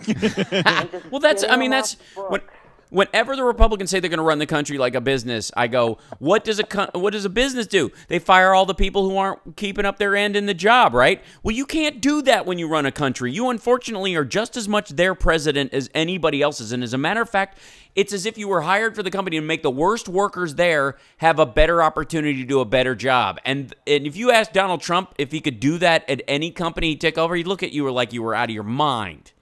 And Right. yeah. Go ahead. I just wanted to say that for Hillary Clinton, the day before she did that speech, President Obama was in Elkhart, Indiana. Mm-hmm. And where I live, I'm lucky I can see Chicago radio or Chicago television radio. I get South Bend, Indiana. So they showed the whole speech there on their local TV. But the networks like MSNBC, CNN didn't show anything, and we're just kind of waiting around to see if he said anything about Trump. Mm-hmm. And unfortunately, he laid out the best case for what he's done in the last, 8 years, bringing the economy back. Because Elkhart County, where it was the RV capital of the world or whatever, they went from 4% unemployment all the way up to 20% unemployment at the end of the Bush administration. And he's brought it back down to 4% again. And they didn't vote for him. He lost that county both times. But he said, I wanted to be here because I want you to know I've been thinking about this place since the day I got into office because it represents everything that was wrong. Right. And so he went through that. So that was the first thing. And he made mention without mentioning Trump, he mentioned some of the things that are going on in the tone and the tenor of the conversation right now. So the next day, Hillary Clinton comes in, and she gives him the 1-2 punch. Yeah. And when she was all done, and then Trump had such a feeble response the next day, CNN had a gentleman on, a commentator who we see pretty regularly, can't remember who it was, but he said, this is the first time Donald Trump has had to hit big league pitching. This is it. Yeah. He didn't get any of it during the Republican debates or anything because none of those guys were capable of doing what these two people are capable of doing. And, for me, I heard also Charlie Sykes is a right-wing guy from Milwaukee, Wisconsin. Wisconsin, all the right-wing radio there, it's pretty much that's all it is in Wisconsin. They went totally no Trump. And he lost. Charlie Sykes admitted, he said, I think that right-wing radio, myself included, has slammed the mainstream media so badly year after year, all the time, that people who listen to us and this kind of radio all the time, now they don't believe when the facts come out. Mm-hmm. And he admitted that they've basically been conditioned to only believe Trump. And, a primitive mind kind of resonates with another primitive mind. And I think that's why it's hard to have facts come in. Right. But what she was talking to, I think, is the independents And people within the Democratic Party are saying, well, I don't know if I want to vote for her. It's between sane and insane. That's all I can say. I'm voting for her if she's the candidate because that's a sane person. He is some sort of Viagra-lated, crazy, idiotic man with no restraint. Yeah. And, it comes out of his mouth like a gumball machine. Hits his brain and just comes out of his mouth. I just can't. That can't be my president. Right. It just can't. Yeah, I agree, and it will not. But the important thing is that in dealing with it, we deal with it in a way that you pull people in who are on the fence and with him on certain areas where they can be reached. You do have a responsibility to do that. That's the hardest line to walk. Obviously the white supremacists that support him and the people who just closet xenophobes and just monstrous human beings who use his rhetoric as a point to as a springboard for the worth of their own ideas. You're not going to reach those folks. But if you go, there's a group of people that by all means should be voting Democratic every single cycle, but for some reason feel disenfranchised because of how they've been educated, how they've been regarded, how they've been dismissed, what have you.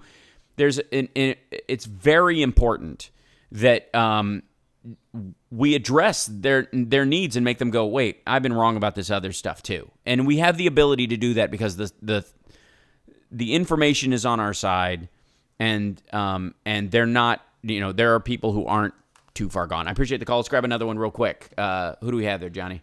We've got, how about Patrick from Chicago on line 1?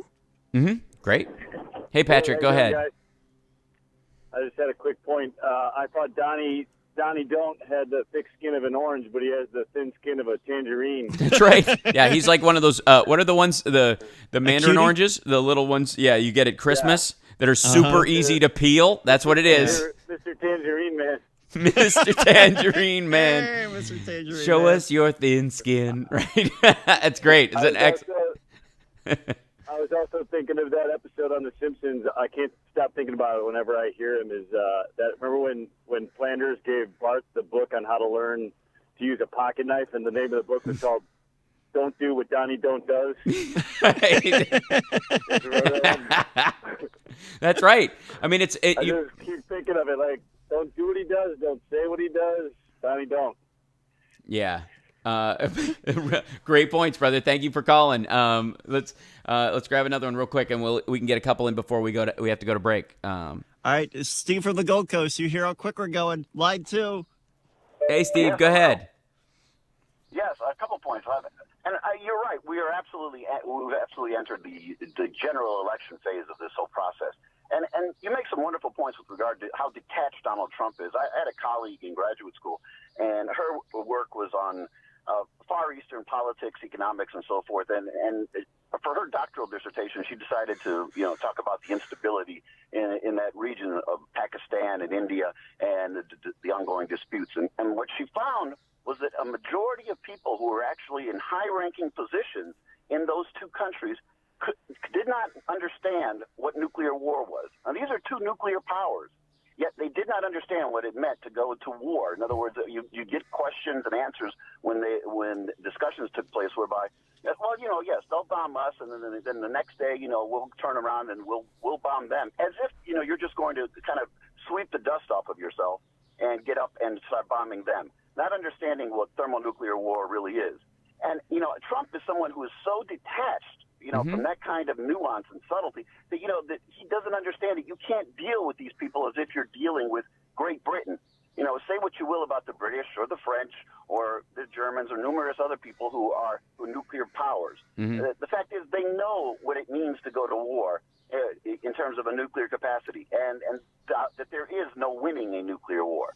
So, and not having this sort of knowledge, I'm not asking that everybody who wants to run for office hold a PhD, but for God's sakes, I mean, we should have some bare minimum, standard of knowledge that one needs to possess in order to be, to run for office. And this was a joke for a long time, and we all know it. I thought it was certainly a joke when he first announced, but it's no longer a joke. And we need to, start taking seriously, this man's campaign, because we terrorist attack away, a confluence of events that have occurred previously in history, whereby, 2 weeks out, we get the equivalent of a Paris attack or what happened in Belgium. Mm-hmm. What happens then? An American population that all of a sudden, becomes frightened, becomes agitated. And a month later, they wouldn't have voted for Donald Trump, but a week out from the election, if this happens, it's possible that they might. And that's the scary part. He's got to be so discredited long before this process, such that long before the election takes place, during this process, that under no circumstances is anybody going to consider voting for him. Right. Well, I think the immediate thought for a long time was that between Hillary and Trump, if America enters a strongman phase, and thanks for the call, Steve. I want to make sure we get one other before we go to break. But was that it would be automatic? I think after her speech, to some degree, and the direction that they're obviously taking this campaign, I don't think that's necessarily the case automatically. And I think his panic attack under doing it, and what he would just sort of outlandishly say immediately, she could tough talk her way into saying, making him fall, by comparison, she could sound as tough as America needs to sound without seeming unhinged and reactionary like some just random, trailer park person screaming about, we need to bomb Mecca. That kind of thing. Because I don't think America would go that direction, but I do think they would go her direction. If we're talking about between her and Bernie, I think that would definitely sway that conversation towards her for that same reason. I think if we're talking about between Hillary and Trump, I think the idea that simply because he's the male and he will have the most reactionary voice, I think she pins George W. Bush on him and says, this is how, W handled it, and look what we ended up in, because that's how he reacted to a similar terrorist attack. We have to be smarter about this and still go after the people who did this. I think people are, as we talk about war weary a lot, but I think that's one of the reasons why we can trust them, the American public, to be a little more direct in that. So there you go. Let's grab one more Do caller. we still have time for Actually, one more? we don't. We got to take a break. So, Psych. Darn it. But more of those calls after we come back. It's the Hal Sparks Radio program, Mega Worldwide, hashtag HSRPM.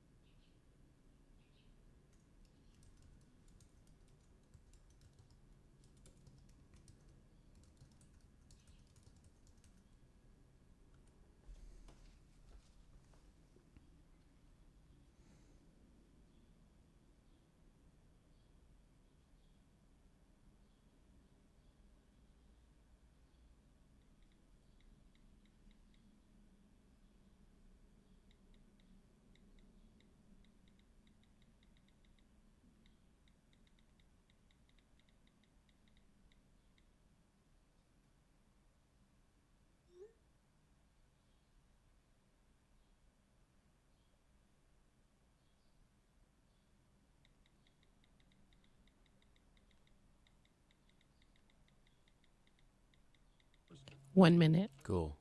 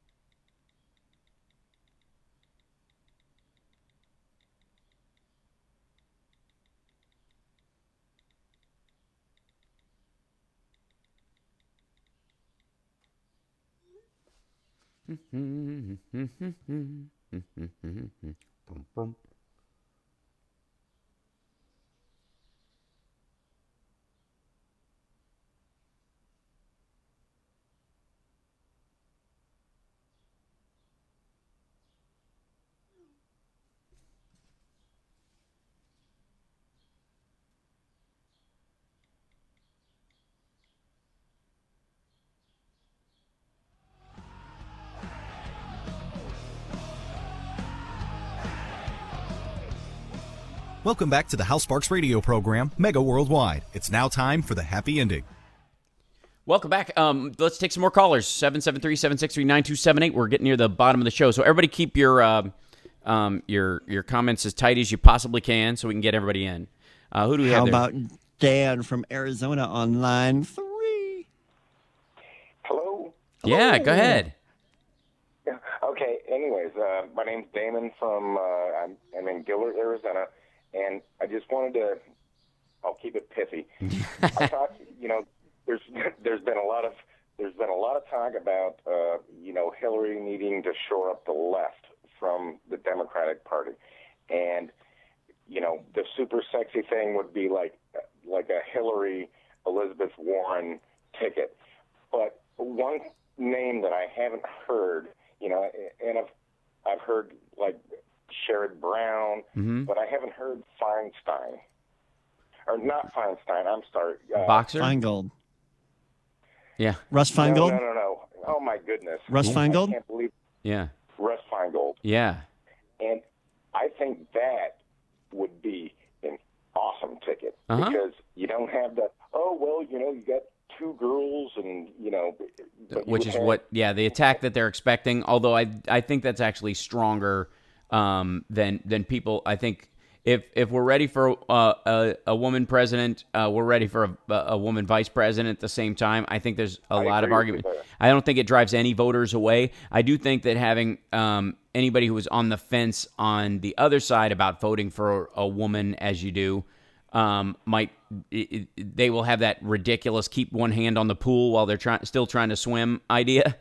If you have a male vice president, to me it's not important either direction, but I know that there are those voters out there, and you can't just go sexist and not talk about it anymore. You've got to genuinely go, okay, how do we? This is important. We have to win this. So I get that might be a possibility, and Russ is a great possibility. Absolutely, it's a great point. Agreed. Yeah, appreciate the call. Who do we have next, John Emilian? I'm looking forward to this. We've got on line 5, John from Seattle. Cool.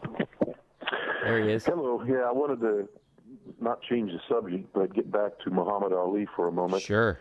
Back in December of either 86 or 87, I was on a short trip to the East Coast and was in New York City overnight. Mm-hmm. And the next morning, we were going to check out the hotel by, noon. And I had an hour and a half. So I said, hey, I'm going out there. I just want to walk the blocks and see a little New York. Wow. And not too far from the hotel, I came across a crowd of people. Must have been approximately 30, 40 people. Mm-hmm. And I walked up to it wondering what the heck's going on. And there's Ali surrounded by these people. There was a championship boxing match in New York City, Madison Square Gardens that particular night, or scheduled for that evening. So the funny thing is I was about the same height as Ali, and as soon as I walked up, his eyes locked into my eyes. We just looked at each other, and I thought, my God, he was looking at me. And then pretty soon more people came along, and one of them was dressed in a Santa Claus suit. Because, again, it was December, and right. That particular person goes, Ali, what do you want for Christmas? And he goes, instantaneously, bicycle. Now, this was 6 years ago.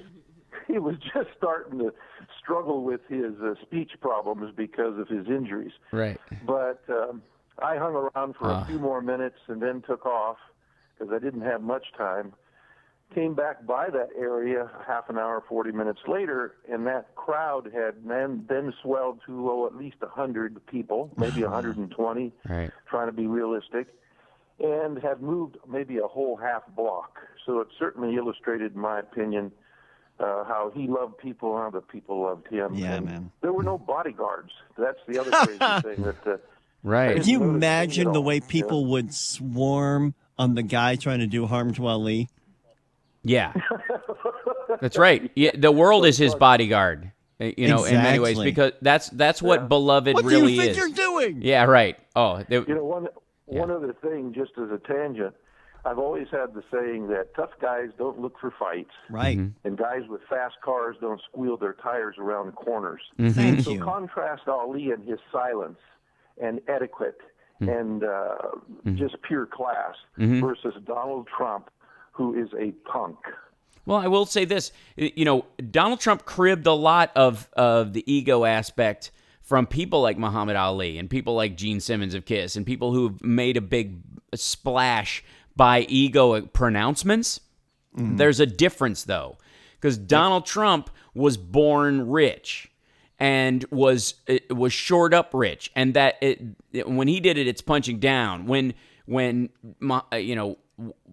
Muhammad Ali did it, he was a black man in that America. As bad as you think stuff is now, it's not even close. 1968, baby. The circumstance he grew up in, you can't wrap your head around the volume of just racist ideas, because even the people who were nice were still racist in a lot of ways.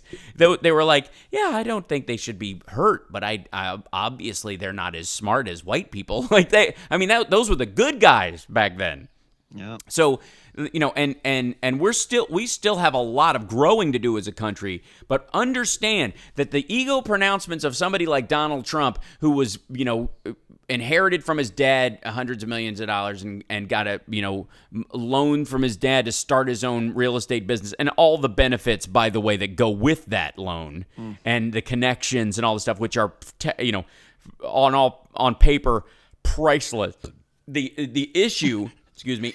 There was that talk earlier of the chocolate thing that did it to me. I was trying to. I can't talk. You had that feeling. It did. I did. It was coming. And I was like, oh. Anyways, so I can't stop talking though. It's too important. So and I would say even this goes to Gene Simmons. And like we talk about what big KISS fans we are and how he gets hit for being an ego. But you have to understand, Gene Simmons' real name is Chaim Vitz. Okay, Gene Simmons was born the child of Jewish immigrants. He has relatives with tattoos on their arms. These people did not come from wealth. This guy built his stuff, and ego was one of his ways out. Ego was not was Donald his Trump's fantasy world. Right, you had to create a self. Okay, and this is true for everybody. Maybe this dovetails into our happy ending, but there's an element of own who you are. Learn to some degree from the people like the gift that Muhammad Ali gave, which is big up yourself and then live up to it, is really what he was about in so many ways, and for his own community and tangentially through the rest of humanity, because it's a gift that he gave. And is one of the things that, like, you can think what you will about, Gene Simmons' ego in contrast, but this is the son of Jewish immigrants who was born Chaim Vitz, who made a huge fortune hurting no one, by the way, just making music. This is how he did it. And contrast that with Donald Trump, who had, black people moved out of his building and his business when he was there, who used eminent domain to put people out of their homes, who ran a casino into the ground and ate his investors' money by claiming bankruptcy. There's a lot of harm in Donald Trump's success wake. And so for him to, his ego should be dampened by that aspect. There should be an element of humility, like, look, the business I'm in, you don't make friends quite often. And you could be honest about it and still own your success. He does not. He just thinks he's amazing. Contrast that with the extraordinary ego at the time, especially, and the importance of that ego for a black man in America, and why he put so much fear into the establishment because of the power of his ego and its worth, and his worth as a human being, and as a man who chose to be a Muslim.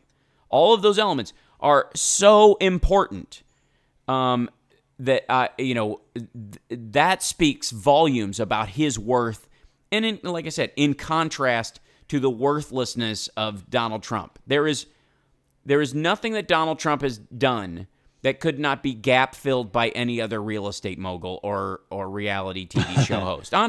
Honestly, you can swap out everything that Donald Trump has done, and somebody else would have done it exactly the same, for the most part. Really. What has Donald Trump ever done that has emotionally affected you in a positive way? or made you feel safer? When Honestly, he stops talking. Yeah, right. He did fire Gary Busey. Well, that's not judgment. That's just that's him. That's another one of those going. What is that smell? Did somebody forget to? Because yeah, poor Gary. Okay, we're actually out of time, so we may not get to our other callers. I apologize because we only got about 45 seconds left, I think, in the show. So I want to take that time to thank Johnny Million for being with us today. Thank to all of our callers, all our people in the chat room. And everybody on Twitter who's joining in the conversation about Muhammad Ali today and his worth. And remember, if you're in California, New Jersey, or if you're in Puerto Rico, I think it's today, vote in your primary. Vote your conscience. Do what you're going to do. I mean, I obviously, think it's going to lean one way, but it certainly does not hurt for you to go speak your piece. I absolutely, support that whole process. And we will see if this has been the genuine pivot into the general election, and I believe it has been. And I look forward to seeing what the Clinton campaign does to Donald Trump in the coming weeks. It's going to be extraordinary. Thank you, Johnny Million. Thank you, Lady B. Thank you to our listeners and callers. You guys have been great today. I'm Hal Sparks. We'll see you next week on the Hal Sparks Radio program, Mega Worldwide.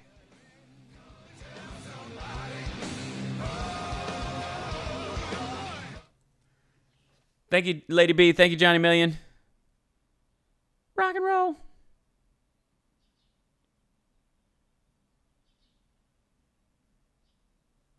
Yep, and we threw Johnny Million threw up a happy ending at the tail end. We didn't actually get to it.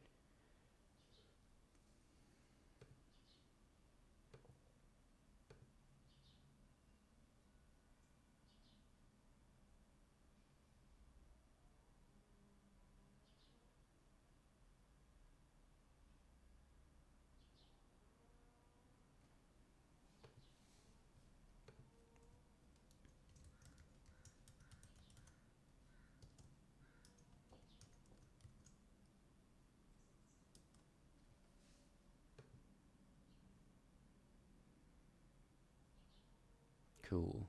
Thank you guys. Thanks, guys. I think it will. Yeah, there's no bouncy house, but the birthday party was a complete success, by the way. Camden's classmates from his preschool, where he just graduated from, a bunch of them came. We had like 15 kids here running around, bouncy housing, eating cake, and Camden turned into the mayor, which was great. He was literally about every 6 minutes, he would go, "Everybody listen. Everybody listen. Stop and listen. Everybody listen. Okay, next we are going to eat cake. Yay!"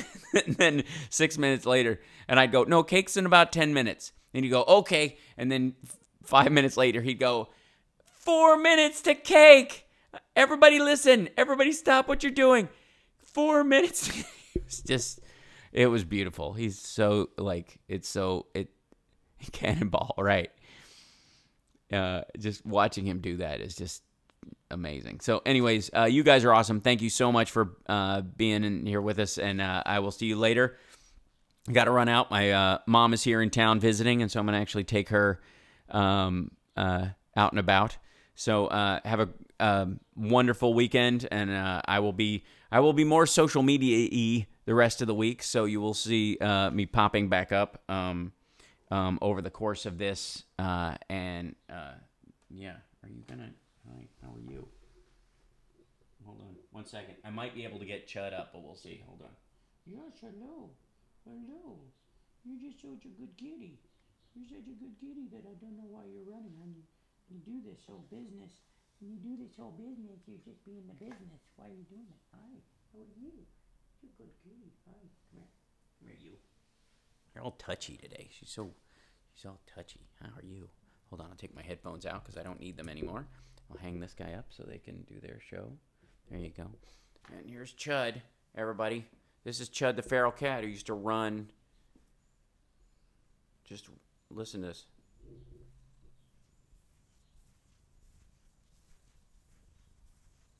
Yeah, she's purring. There we go. Yeah. This, by the way, you guys have been, anybody who's been in the chat long enough, you guys know very well that this is, Chud used to just scatter if you just walk near her. If you know, like, she wouldn't eat, she wouldn't, like, you know, we had to leave the food out, she wouldn't eat in front of you.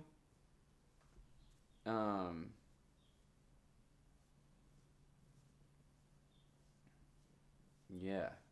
Now she's all, listen to this. Can you guys hear her purring? Yeah. Look at that. So, okay, you can get down now. I know you're all nervous. And you're getting fur all over my jeans. Hop down. There you go. Whew. She's, yeah. Shedding. Yeah. How about that? Oh, and by the way, I'm doing the same thing with the crows in my backyard. I have 2 crows now literally know me. The literally, like, when I walk out, they bark, bark, and then they come down and fly down and eat. Like, I'm going to have them eating out of my hand. Yeah. Jennifer, I will talk about the blue-collar worker thing again. She does great with Camden. He pets her and all this stuff.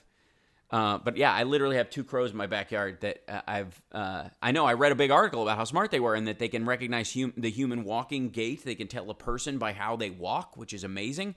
And so I was like, I'm going to kind of do some experiments with this.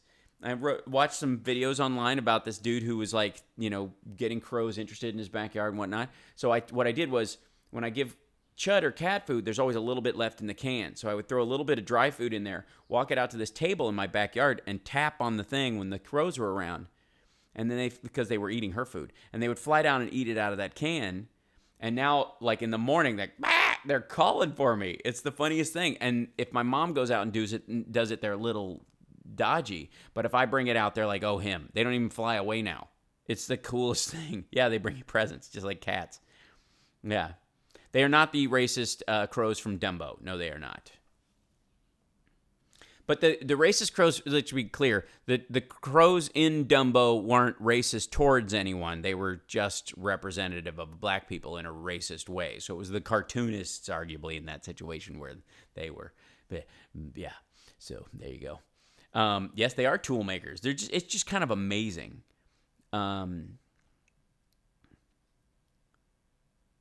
Yeah, I dig that. Like, the extraordinary world of crows is just becoming fascinating to me. But anyways, I gotta go. They will wait till they knock on your door, right? I ain't never seen an elephant fly. Dunk dunk, whatever. What is outside? That's right. I can whisper anything. You watch me whisper some Trump supporters at some point. By the way, on Tuesday night, I'm doing this, on election night, I'm doing a debate, and my buddy Kira Soltanovich is hosting it. She's moderating this, and because I guess Mike Loftus is sort of more of a right-leaning or libertarian-leaning comic, and I'm the liberal of the group, so I'm going to be, representing the left side in the debate. It's at the Parlor on Melrose in Los Angeles at 9:00 on election night on Tuesday. Should be cool. And then I'm doing Politicon at the end of the month out here in Pasadena, and I'm on panels, and I think I might be doing some stand-up. They haven't quite told me, but I don't know that they have the whole thing kind of charted yet. But anyways, you guys are awesome. I'll talk to you later. Have a great weekend, and I will talk to you soon, and I'll Periscope soon and all that kind of fun stuff and kind of make up for all the lost time. You guys are great. Bye. I don't know that they're going to stream it. If I find out they're going to stream it, I will. Yes, there are fireworks, definitely. I will do that. If it's not online through them, I will do it myself. I will bring my setup and stream it that way. What do you think? Sound good? Okay. You guys are awesome. Bye.